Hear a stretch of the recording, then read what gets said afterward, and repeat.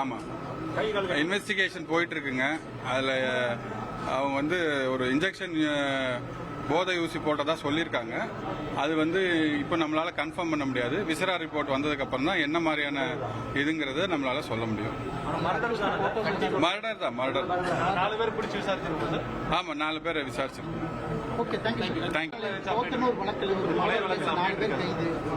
ஆமா.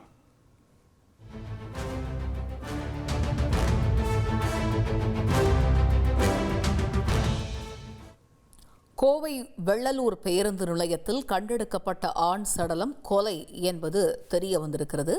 சந்தேகத்திற்கிடமான 4 பேரை பிடித்து போத்தனூர் போலீசார் விசாரணையில் ஈடுபட்டு வருகிறார்கள். இது தொடர்பாக செய்தியாளர்கள் மத்தியில் கோவை மாநகர காவல் ஆணையர் சரவணசுந்தர் பேட்டியளித்ததை பார்த்துக் கொண்டிருக்கிறோம் திரையின் வாயிலாக. கூடுதல் விவரங்களை எமது செய்தியாளர் கார்த்தி விவரிக்க கேட்போம். இந்த சம்பவம் பற்றிய முழு பின்னணி என்ன கார்த்தி, விவரிங்க. வணக்கம். கடந்த 11ஆம் தேதி வெள்ளூர் பேருந்து நிலையம் அருகே, அதாவது புதிதாக கட்டப்பட்டு வரக்கூடிய பேருந்து நிலையம் அருகே ஒரு ஆண் சடலம் வந்து கைகால்கள் கட்டப்பட்டு மீட்கப்பட்டது.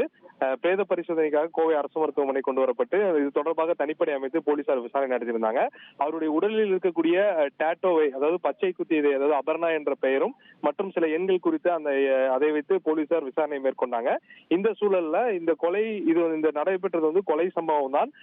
போதை ஊசி விவகாரம் தொடர்பாக இந்த கொலை நடந்திருக்க கூடும் என்று முதற்கட்ட தகவல் வந்திருப்பதாகவும், இந்த வழக்குல 4 பேரை போலீசார் தற்போது பிடித்து விசாரணை மேற்கொண்டு வருகிறார்கள்.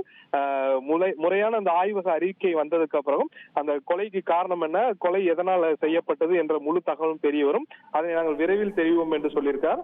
அதே சமயம் சட்ட ஒழுங்கு மற்றும் செயின் பறிப்பு போன்ற சம்பவங்கள் தொடர்ந்து கண்காணிக்கப்பட்டு வருவதாகவும் தெரிவித்தார்.